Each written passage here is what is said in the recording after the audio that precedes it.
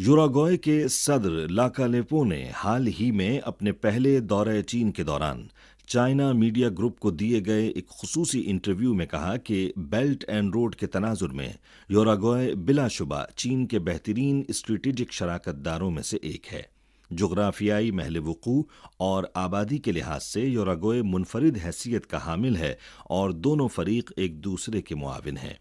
उन्होंने कहा कि ये हमारे लिए एक अहम मौका है। यूराग्वे के सदर ने कहा कि उनके मुल्क के अवाम और सियासतदान दोनों इस बात पर मुत्तफिक हैं कि उन्हें चीन के साथ ताउन को मजीद मुस्तहकम करना चाहिए।